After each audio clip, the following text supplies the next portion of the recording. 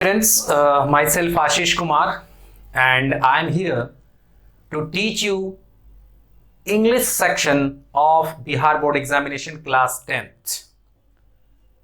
जैसा कि मैंने पिछली वीडियो में बताया था कि हमारे जो क्लास 10th का सिलेबस है वो कई चीज़ों को समावेश करके बनाया गया है, जिसमें आपको 60 ऑब्जेक्टिव्स आते हैं, उनमें से आपको 50 आंसर करनी रहती है। फिर प्रोज पोएट्री से पैसेजेस आते हैं, कॉम्प्रिहेंशन करना होता है, उसको पढ़ के आंसर्स देने होते हैं। फिर जाकर के आपको शॉर्ट आंसर टाइप क्वेश्चन आते हैं, वो भी करने होते हैं। ये मैंने आपको सिलेबस में बता दिया।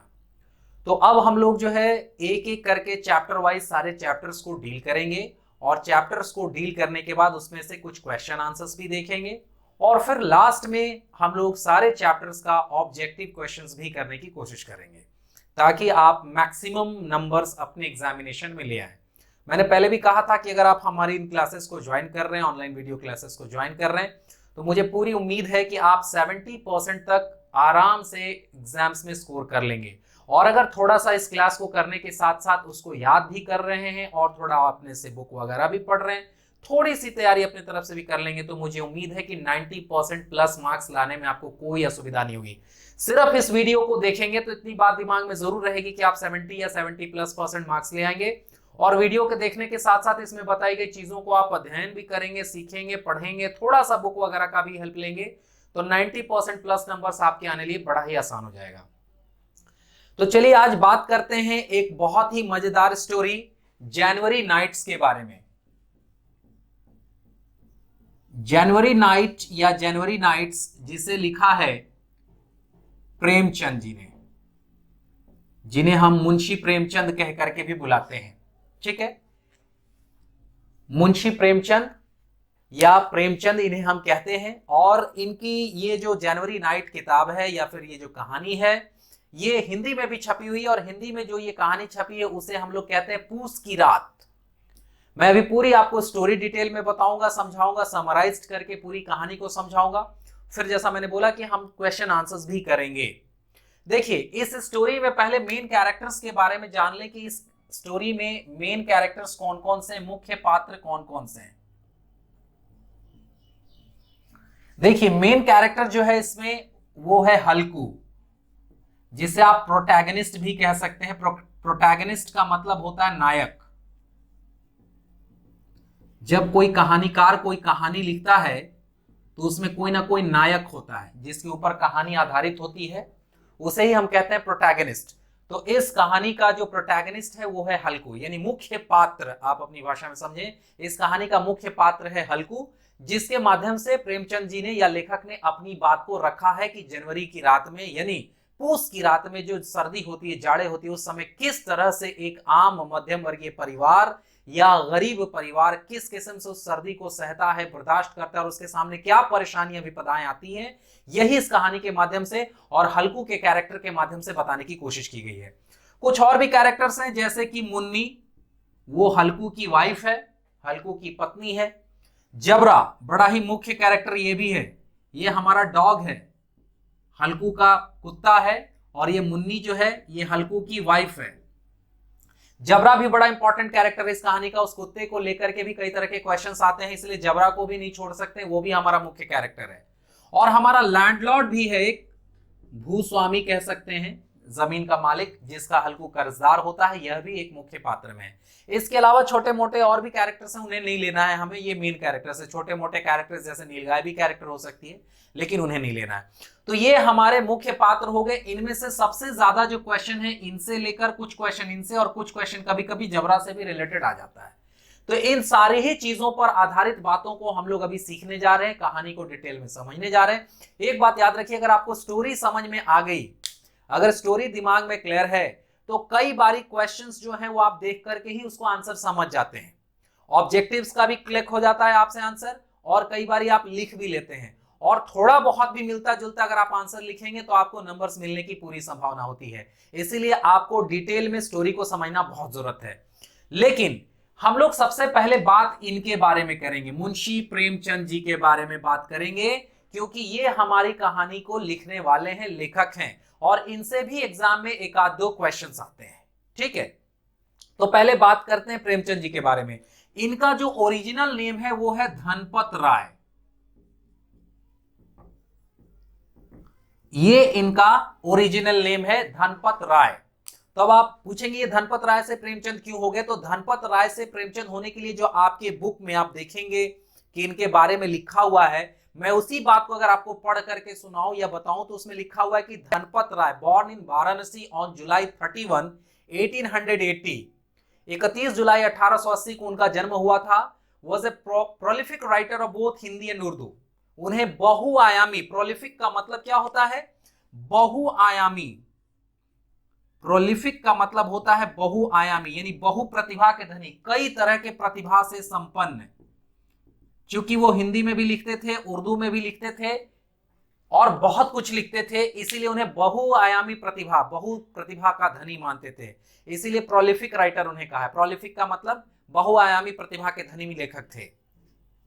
उनका जन्म 1880 में हुआ था और मृत्यु 1936 में हुई थी। उनका जन्म वाराणसी, आज के डेट में जो वाराणसी है, पहले उसे हम बनारस कह सकते हैं, बनारस में हुआ था। He changed his pen name to Premchand after his book सोजे वतन was banned by the then British government।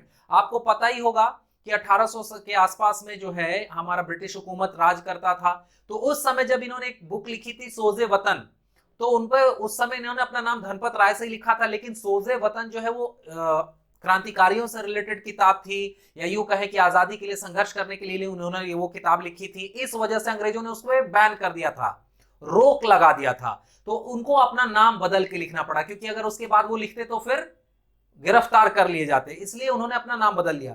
लेखक लोग जो अपना नाम बदल लेते हैं ना, उसे हम लोग फिर कहना शुरू करते हैं पेन नेम। आप अपनी भाषा में कह सकते हैं कलम का नाम।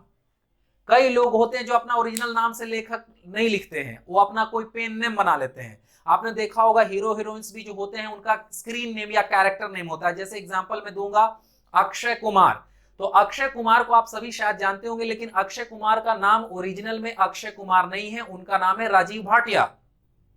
लेकिन जब वो फिल्म इंडस्ट्री में आए तो लोगों को राजीव भाटिया नाम अच्छा नहीं लगा, तो उनके पहले जो प्रोड्यूसर थे उन्होंने उनका नाम बदल दिया और कहा कि तुम्हारा नाम अक्षय कुमार होगा तो ज्यादा बेटर है।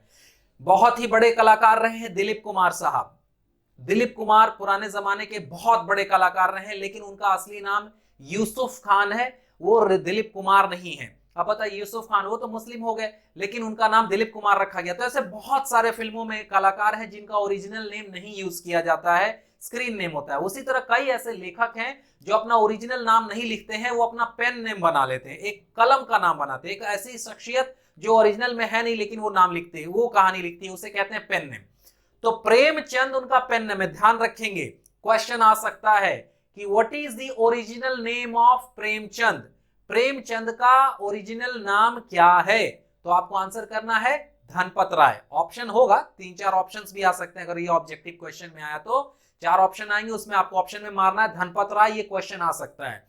क्वेश्चन आ सकता है when did Dhanpat Rai born, या व्हेन वाज प्रेमचंद बॉर्न, मतलब प्रेमचंद का जन्म कब हुआ? तो आपको याद रखना है 1880 में।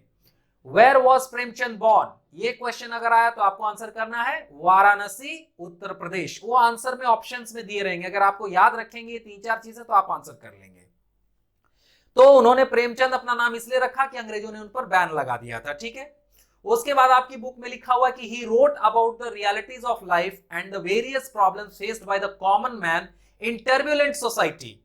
टर्ब्यूलेंट का मतलब परेशान करने वाला, TURBULENT। टर्ब्यूलेंट का मतलब होता है परेशानी,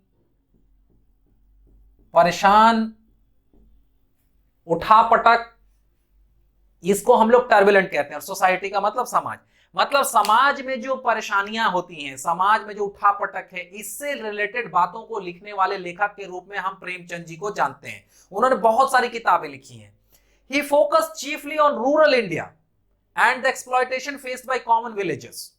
उन्होंने मुख्य रूप से जो अपनी किताबें लिखी या कहानियां लिखी हैं, बहुत सारी कहानियां हैं जो उनकी, वो किस पर है? गांवों की पृष्ठभूमि पर है। उन्होंने गांवों की दशा दुर्दशा और गांव वालों की दशा दुर्दशा के ऊपर जो है अपनी ज्यादातर कहानियां लिखी हैं। At the hands of priests, मतलब कि जब वो लोग पुजारियों के द्वारा परेशान किए जाते थे। लैंडलॉर्ड्स, जमींदार जो लोग होते थे, वो जब उन गांव वालों को परेशान करते थे, गरीब किसानों को परेशान करते थे, उनके ऊपर कहानियां। लोन शार्क्स, लोन शार्क्स का मतलब साहूकार जो पैसे दे करके और मोटा उनसे वसूलते थे ब्याज। कभी ना ब्याज खत्म होता था ना मूल खत्म होता था, और हमेशा वो जो गरीब किसान है वो उनके दबते दबते दबते दबते अंततः मर जाते, तो उनका जमीन वो हड़प लेते थे। इसके ऊपर भी उनकी कई सारी कहानियां हैं। He also emphasized on the unity of Hindus and Muslim, और हिंदू और मुस्लिम एकता के ऊपर भी उन्होंने बहुत जोर दिया, और उस पर भी कई कहानियां हैं। Some of his well known works are गोदान, बहुत अच्छी किताब है, मैंने पढ़ी है। आप भी जब 10th कर लेंगे, 11th 12th कर लेंगे, जब समय मिलेगा तो आप गोदान पढ़ें, गबन पढ़ें, बहुत अच्छी किताब है उनकी। कर्म भूमि, प्रतिज्ञा, नमक का दरोगा, बड़े घर की बेटी, बहुत सारी उनकी ये जो कहानियां हैं, ये सब उनकी कालजयी रचना है। मतलब आज तक उसको हम लोग इस्तेमाल कर रहे हैं, उसको हम लोग पढ़ रहे हैं और हमें वो दिशा निर्देश देते हैं। तो ये थी प्रेमचंद जी के बारे में। और इसमें एक दो क्वेश्चन आ सकता है कि which one is the famous book या फेमस स्टोरी ऑफ प्रेमचंद, और ये चार तो आपकी बुक में ही लिखा हुआ है कि गोदान, गबन, कर्म भूमि, प्रतिज्ञा। एक दो और आप जान लें, बड़े घर की बेटी, नमक का दरोगा, ये सब जो है उन्होंने लिखा हुआ है, जो उनकी कुछ फेमस है। तो उसमें से आपको क्वेश्चन आ सकता है, अगर आपने ये नाम को दिमाग में डाला हुआ है तो आराम से एक नंबर फिर आपको मिल जाएगा। ये क्वेश्चन आ सकता है कि प्रेमचंद रोट चीफली ऑन, मतलब प्रेमचंद ने मुख्य रूप से लिखा है किसके बारे में? तो ऑप्शन दिया जा सकता है गरीब किसानों के प्लाइट के बारे में। प्लाइट का मतलब होता है दुर्दशा, PLIGHT, प्लाइट का मतलब क्या होता है? दुर्दशा। गरीब किसानों की दुर्दशा के बारे में उन्होंने लिखा है। हिंदू मुस्लिम एकता के ऊपर लिखा है, लेकिन मुख्य रूप से उन्होंने गरीब किसानों और गांवों की समस्याओं के ऊपर ही अपनी कृतियां रखी हैं। तो ये क्वेश्चन आपको आ सकता है, तो आपको डाल देना है ऑप्शन में, उसी पर क्लिक करना है, बाकी के 3 ऑप्शन छोड़ देने हैं। तो कुल मिला के प्रेमचंद जी से रिलेटेड आपको 2 4 5 क्वेश्चन अभी मैंने तैयार करा दिया, दिमाग में डाल दिया। पहला क्वेश्चन ये है कि उनका जन्म कब हुआ था, व्हेन वाज ही बोर्न? तो आंसर होगा 1880। उनकी मृत्यु कब हुई थी? तो 1936। कहां जन्म हुआ था? तो वाराणसी, उत्तर प्रदेश में। ठीक है। उसके बाद वो मुख्य रूप से किस चीज के ऊपर लिखते थे? तो प्लाइट ऑफ विलेजर्स, गांव वालों की दुर्दशा के बारे में लिखते थे। उनकी कुछ फेमस किताबें या फेमस कहानियां तो गोदान, गबन, कर्म भूमि, प्रतिज्ञा। ठीक है। और उनका ओरिजिनल नाम क्या था? धनपत राय। किस किताब की वजह से अंग्रेजों ने उन पर बैन लगाया था? सोजे वतन। कहानी का नाम क्या था? सोजे वतन। तो ये उनके बारे में कुछ बातें हुई, और अगर आप ये याद रख सकेंगे तो ये 4 5 क्वेश्चन आपको इसमें से तैयार हो गए। अब हम लोग चलते हैं स्टोरी के ऊपर। चलिए, जैसा कि आप देख पा रहे हैं अपनी स्क्रीन पर लिखा हुआ है story of January night by Munshi Premchand, यानी जनवरी नाइट की कहानी मुंशी प्रेमचंद के द्वारा रचित। January night is a story of a tenant farmer. Tenant का मतलब क्या होता है? TENANT। टेनेंट का मतलब होता है रेंटेड, मतलब कि किराए पे लिया हुआ। तो अपने भाषा में इसे हम कहेंगे किराएदार। टेनेंट का मतलब होता है किराएदार। अब आप कहेंगे किराएदार किसान कैसा होता है? जी होता है। आप में से जो भी बिहार के पृष्ठभूमि से जुड़े हुए लोग हैं, आपको पता होगा कि कई लोग होते हैं जो जिनके पास जमीन नहीं होती है, तो वो जमीन वालों से जमीन लेते हैं, हमारे यहाँ मालगुजारी कहते हैं उसको, और उस पर लेकर के वो खेती करते हैं, और फिर जो उनकी खेती होती है तो उसमें से कुछ परसेंट वो मेन जमीन मालिक को देते हैं और अपने आप बाकी के रख लेते हैं, और उसी से वो अपना या तो जीवन यापन करते हैं या उसको बेच के पैसा कमाते हैं। तो हल्कू जो हमारा प्रोटैगनिस्ट है इस कहानी का, उसी के बारे में ये बात लिखी जा रही है कि January night is a story of tenant farmer named Halku and plight against zamindari system.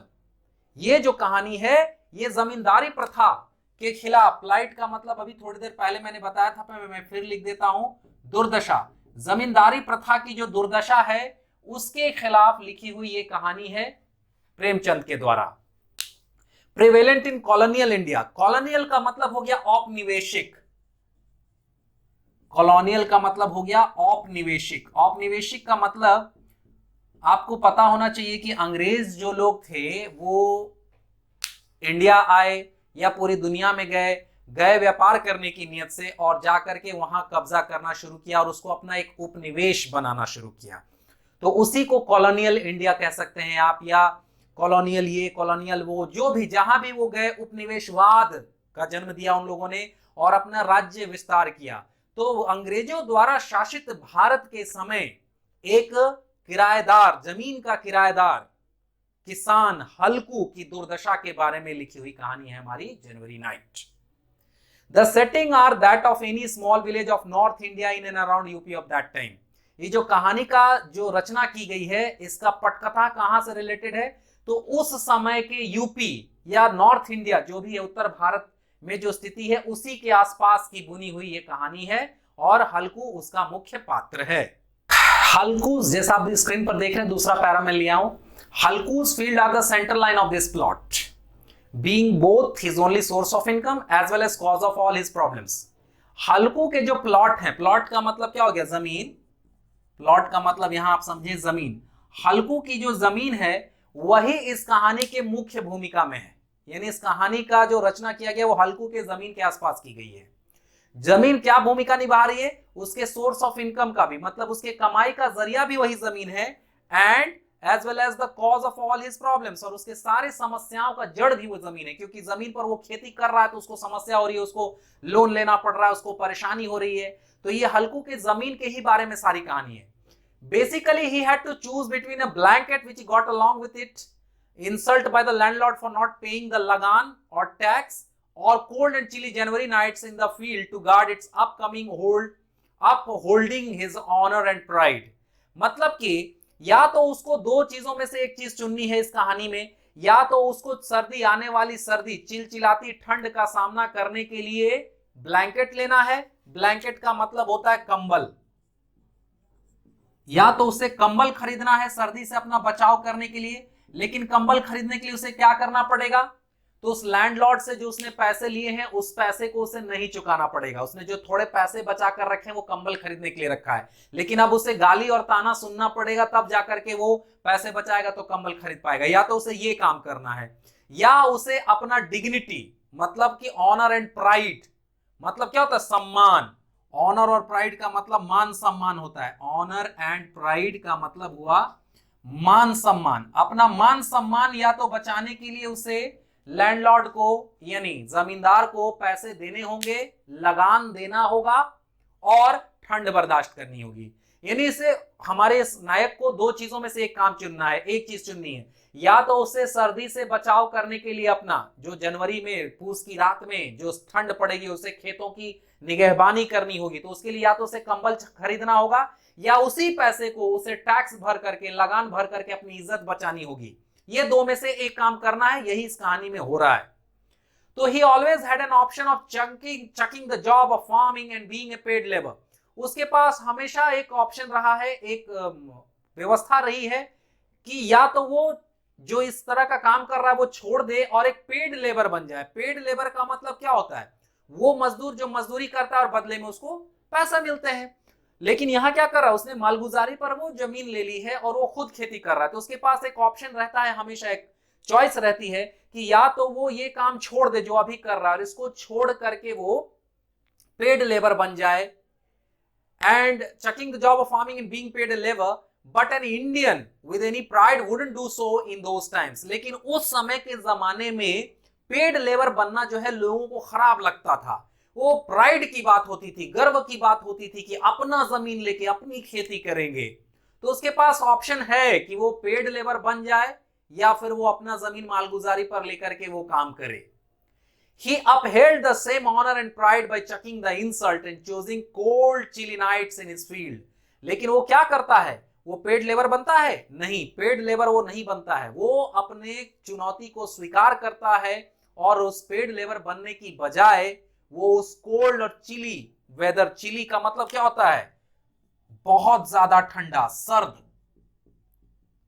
उस सर्द जनवरी की रातों को झेलने के लिए तैयार हो जाता है। अभी तक कहानी में हमने क्या सुना, क्या सीखा? कि हल्कू हमारे कहानी का नायक है, जिसके बारे में और उसके जमीन के बारे में कहानीकार ने कहानी लिखी है, लेखक ने बात लिखी है। उन्होंने ये लिखा है कि वह एक ऐसा किसान है जो टेनेंट है। टेनेंट का मतलब उसने किराएदार टाइप का किसान है, उसने भाड़े पे जमीन ली है, उस पे किसानी कर रहा है, खेती कर रहा है, लेकिन वही खेती उसकी दुर्दशा का कारण बनी हुई है, क्योंकि उसे इतना ज्यादा लगान भरना पड़ता है कि वो लगान बर्दाश्त नहीं कर पाता है। उसके पास इतने से थोड़े पैसे ही हैं कि वो या तो अपनी जमीन पर, प्लॉट पर खेती करे और खेती कर करके अपना जनवरी की रात में, ठंड की रात में अपने आप को बचाए कंबल खरीद के, या फिर जो बचाए हुए पैसे हैं उसे लगान के रूप में जमींदार को भर करके तैयार रहे आने वाली ठंड को झेलने के लिए, चिली वेदर को झेलने के लिए। क्यों? अपने मान सम्मान को बचाने हेतु। क्योंकि अगर वो टैक्स नहीं भरेगा, लगान नहीं देगा, तो उसे गाली मिलेगी, मान सम्मान मर्दन हो जाएगा उसका। लेकिन अगर वो ऐसा करेगा, पैसे दे देगा, तो फिर उसे कंबल नहीं मिलेगा, कंबल नहीं मिलेगा तो सर्दी की रातों में उसे तैयार रहना होगा झेलने के लिए चिली कोल्ड को, हाड़ कपा देने वाली ठंड को, जो कि पूस की रात में यानी जनवरी में पड़ती है। चलिए कहानी में थोड़ा सा आगे बढ़ते हैं। आगे देख रहे हैं आपने, मैंने लिखा हुआ है कि most of us have a romantic image of a field ready for a harvest. हम लोगों के दिमाग में जैसे ही खेतों की बात आती है, क्या आती है कि शाहरुख खान साहब हैं, काजोल हैं, और वो बड़ा अच्छा सा खेत है, जाके गाने की शूटिंग चल रही है। नहीं, ऐसे ही ख्याल आता है ना कि बड़ा लहलहाते खेत वगैरह। ज्यादातर हमारे दिमाग में खेती को लेकर के ऐसे ही दिमाग में ख्याल आते हैं कि हार्वेस्ट करने के लिए तैयार है खेत। हार्वेस्ट का मतलब क्या होता है? कटाई, मतलब कि फसल को प्राप्त करना। सब कृषि करने के बाद जब हम लोग फसल को प्राप्त करते हैं उसको हार्वेस्टिंग कहते हैं। तो ज्यादातर हम लोगों के दिमाग में यही बात रहती है, खेत का बात जिक्र आते ही हमें वही दिखता है। But here when he lies down over his खाट, लेकिन हम जब हल्कू की कहानी की बात करें तो जब वो अपने खाट पर सोता है, खाट का मतलब क्या है? कॉट, कॉट मतलब ही हो गया खाट, खाट मतलब खटिया। जब वो अपने खटिया पर लेटता है, लाई डाउन मतलब होता है लेटना, लाई डाउन का मतलब क्या है? लेटना। जब वो अपने बिस्तर पर जाता है, अपनी खटिया पे जाता है, with just an old shawl, यहां शॉल का मतलब क्या है? शाल। ये शाल मतलब जो हम लोग ओढ़ते हैं ना, सर्दियों में शाल ओढ़ते हैं जो, उसी को शॉल कहते हैं इंग्लिश में। Over him brings out a completely opposite image of what he conceived it to be. मतलब कि जब हम लोग ये देख रहे हैं, हमारे दिमाग में खेतों की बात लेकर के, खेती की बात लेकर के आती है, तो हमारे दिमाग में क्या आता है भाई कि कैसा खेत, ऐसी खूबसूरत सा एक जीवन। लेकिन हल्कू के केस में क्या है कि वो इतना मेहनत करता है बेचारा ठंडी में, कि जब वो अपने जा करके उस पे लेटता है अपने खटिया पर शाल को लपेटे हुए, तो इस बिल्कुल मान्यता के खिलाफ, इस मान्यता के खिलाफ बात समझ में आती है। कंसीव का मतलब मान्यता हो गया, मतलब ये मान्यता हमारे दिमाग में आ रही है ना कि भाई खेती का मतलब ये, खेतों का मतलब ये, लेकिन उसके पीछे का जो दर्दनाक सच होता है वो हमें तो नहीं दिखता कि कितने मेहनत करते हैं किसान। तो ये बिल्कुल कहानी इसके खिलाफ, इस मान्यता के खिलाफ लिखी गई है, जिसमें हल्कू की दुर्दशा दिखाई जा रही है। Then too he wasn't devastated and was still affectionate towards his dog Jabra. आ गया जबरा कुत्ता। The dog who like him left behind the warmth of home and followed him to protect its field. कह रहा है कि वो devastated नहीं होता है। डेवास्टेटेड का मतलब यहां पर में बर्बाद होना होता है। डेवास्टेट का मतलब होता है बर्बाद होना, लेकिन यहां बर्बाद होना का सेंस नहीं है, यहां सेंस है हताश होना। ठीक है, यहां मैं लिख देता हूं आपको, हताश होना। वो इससे हताश नहीं होता कि उसके पास एक शॉल ही है, इस टूटी फूटी खाट पर ही उसको रहना पड़ रहा है। And still affectionate towards his dog Jabra, और वो इस सारी दुख दशा को छोड़ करके, दिमाग से हटा करके, वो अभी भी बहुत ज्यादा स्नेह करता है। अफेक्शन मतलब होता है स्नेह, मतलब प्यार, और वो अपने कुत्ते से बड़ा ही लगाव रखता है, बड़ा प्यार रखता है। वो कुत्ता जो सर्दी की रातों में उसी के साथ खेतों की रखवाली करने जाता है, गर्मी को छोड़ करके। वो घर में रहेगा कुत्ता तो उसे भी सर्दी नहीं लगेगी, गर्मी लगेगी, लेकिन वो कुत्ता और हल्कू के बीच में इतना गहरा संबंध है, इतना अपनापन है कि वह कुत्ता भी हल्कू के साथ ही खेतों की निगरानी करने के लिए, रखवाली करने के लिए उसके साथ चला जाता है। The field establishes the connection between a dog and its master in a wonderful way. वो जो खेत है, उस खेत में जो कहानी चल रही है कि हल्कू है, खेत की निगरानी कर रहा है, साथ में उसका कुत्ता भी है, इन दोनों के बीच का बड़ा ही अच्छा कनेक्शन दिखा रहा है। As the writer describes Halku sleeping under the shelter of cane leaves, he also meant to show the significance those crops held. दिखा रहा है लेखक की जो हमारा हल्कू है, जिस तरह से वो केन लीव्स जो पत्ते हैं उसके नीचे जो वो सो रहा है, वो ये दिखा रहा है कि उस पेड़ पौधे पत्ते का भी बड़ा महत्व है। क्योंकि अगर वो पत्तियां नहीं गिरी होती तो हल्कू उन्हें जलाता नहीं तो उसे गर्मी नहीं मिलती। तो इस प्रकार से लेखक ने प्रकृति को भी बचाने की अपील की है यहाँ पर में, और ये भी बताया है कि जो पेड़ पौधों को हम काट देते हैं वह भी बड़ा गुनाह करते हैं, क्योंकि पेड़ पौधे हमें समय समय पर हमेशा हमें बचाते हैं, हमारी रक्षा करते हैं। They were the shelter of his through the leakage everywhere. जो ये हमारी पत्तियां हैं यही तो उसका आसरा बनती हैं। शेल्टर, शेल्टर मतलब क्या होता है? सहारा, आसरा। अगर वो पत्तियां नहीं रहती, उसे वो नहीं जलाता, तो उसे भी बड़ी ही परेशानी होती, ठंड बहुत ही लगती। तो ये जो है, ये पेड़ों के पत्ते भी इस कहानी में दिखा रहे हैं कि किस प्रकार प्रकृति अपना रूप दिखाती है और प्रकृति हमारी रक्षा भी करती है। लेखक ने इसीलिए केन की पत्तियों का भी जिक्र किया है। चलिए अगला जो पैरा आया है आपके पास वो देखें। The act of making a fire to keep a chick on cold waves in an open field creates a wonderful picture in our mind. मतलब जब वो आग जलाता है पत्तियों को, केन लीव्स का मतलब वो जो गन्ने की जो पत्ते होते हैं, जो उनको लेकर के वो जलाता है, तो वो हमारे दिमाग में एक बहुत ही वंडरफुल पिक्चर, बहुत ही खूबसूरत सा तस्वीर जन्म देता है। Here it is the only refuge for Halku against the cold waves. यहां रिफ्यूज का मतलब शरण हो गया। देखिए रिफ्यूजी का मतलब आप लोग जानते होंगे, शरणार्थी होता है। तो ये वही एकमात्र शरण बचा है। अगर वो नहीं जलाएगा पत्तियों को तो उसे ठंड जान ले बीतेगी। इसीलिए यहां पर में सिर्फ और सिर्फ वो पत्तियां और वो आग ही उसके जीवन रक्षक बनी हुई हैं। Even his own fields had turned against him in the darkness of night and transformed into scary and dangerous bushes. उसके खुद के जो खेत हैं इस ठंड भरी रात में उसके खिलाफ खड़े हैं, उसे डरा रहे हैं। एक ट्रांसफॉर्मेशन हुआ, एक रूप बदल दिया है डेंजरस बुशेस में। डेंजरस बुशेस, बुश का मतलब क्या होता है भाई? झाड़ियां। मतलब उसके जो खेत हैं वो झाड़ी लग रहे हैं, खतरनाक डरावनी अंधकारमयी झाड़ियां इस ठंड की वजह से। और उसके बाद देखिए when the nilgai were destroying his field. हमारे यहाँ नील गायों की बड़ी समस्या होती है। जब नील गाय आ जाती है रात में और उसके खेतों को खाने लगती हैं, ही न्यू इट, उसे पता रहता है कि नील गाय आ रही है, हमारे खेतों को खा रही है और खेतों की रखवाली करने के लिए वो मौजूद है। But couldn't gather the will to get up and save it। लेकिन वो इकट्ठा नहीं कर पाता। गैदर का मतलब क्या होता है? इकट्ठा करना, एकत्रित करना, एकत्र करना। वो इकट्ठा नहीं कर पाता। विल का मतलब हो गया साहस। यहां विल मतलब सहायक क्रिया नहीं है, यहां विल का मतलब है साहस। उसे साहस नहीं हो पाता, ठंड के मारे वो उठना नहीं चाहता है अपने बिस्तर के पास से, अपने आग के पास से, कि वो जा करके उन नील गायों को भगाए और भगा करके अपने प्राण की रक्षा, अपने खेतों की रक्षा करे। इतना भी हिम्मत नहीं होता, इतनी सर्द रात है, इतनी ठंड की रात है। It seemed that it was because of the physical inability that the cold weather has caused to him, but more of it because of the mental effect that the fields have had over his life. उसके पास जो दिख रहा है, ऐसा प्रतीत हो रहा है कि उसकी फिजिकल इनेबिलिटी है, मतलब शारीरिक क्षमता है कि कोल्ड वेदर उसके ऊपर असर कर देगी, इसलिए वो बचाने नहीं जा रहा है। लेकिन ये लग रहा है कि उसका मेंटल इफेक्ट है जो फील्ड ने उसके ऊपर डाल रखा है, इसके वजह से वो बचाने के लिए नहीं उठ रहा है। It was like loving someone, ऐसा लग रहा है कि उसे किसी चीज से प्रेम है। We hold on to the relationship, और इसी से हम लोग उसके रिलेशनशिप को देख रहे हैं।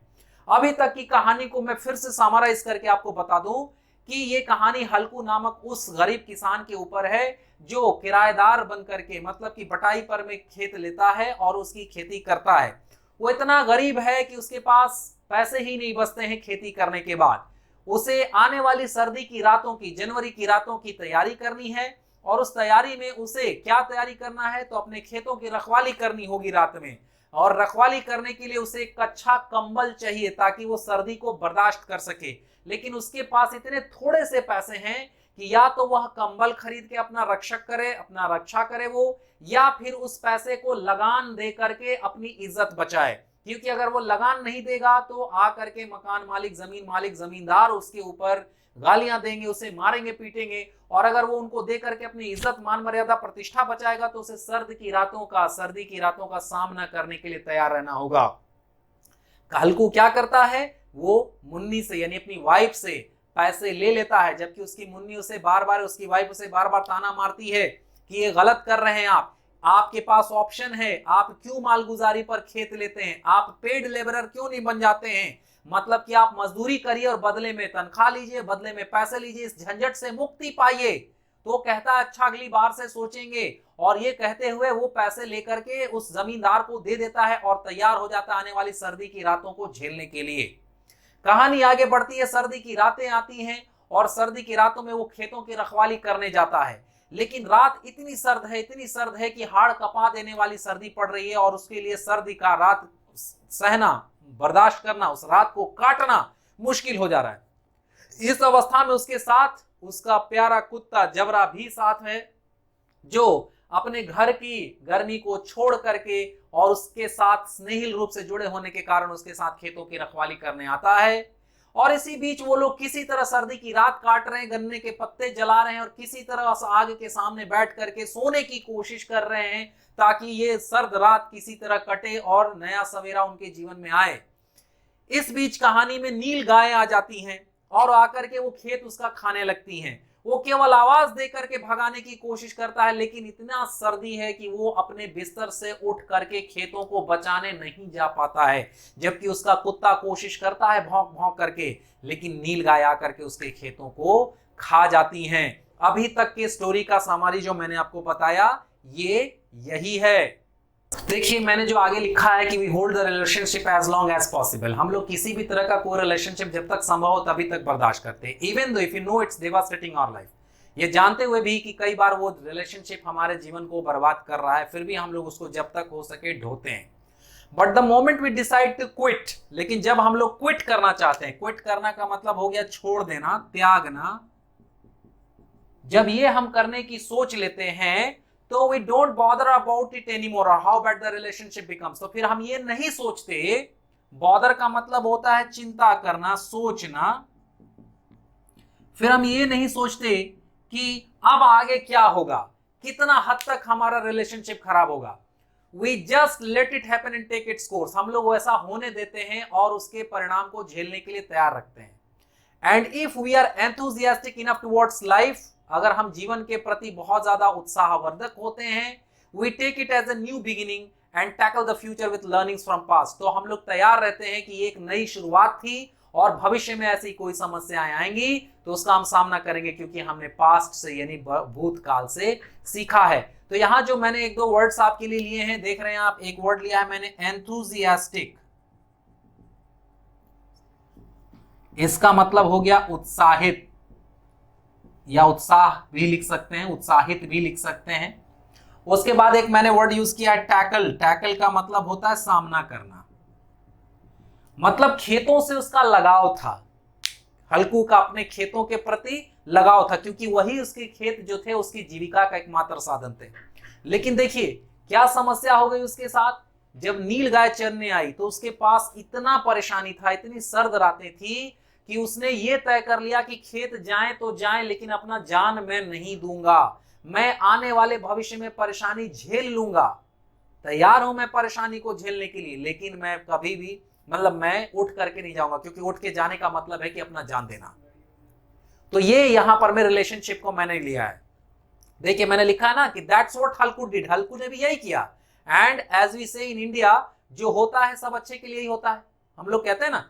तो यहां पर क्या हुआ, हल्कू का खेत खा गई नील गायें, लेकिन वो उठ नहीं पाया, उसको इतनी ठंड लग रही थी कि वो आग के पास से उठ के नहीं गया, और उसने बस यही कहा जो होता है अच्छे के लिए होता है। सुबह जब वो उठा, उसकी वाइफ आई, उसने देखा स्थिति को, बहुत उसके ऊपर लोग बोले, उसकी वाइफ ने भी चिल्लाया कि ये क्या कर दिया, आप रखवाली करने बैठे और पूरा खेत चरवा दिया आपने नील गायों से, अब हम क्या बेचेंगे, क्या खाएंगे।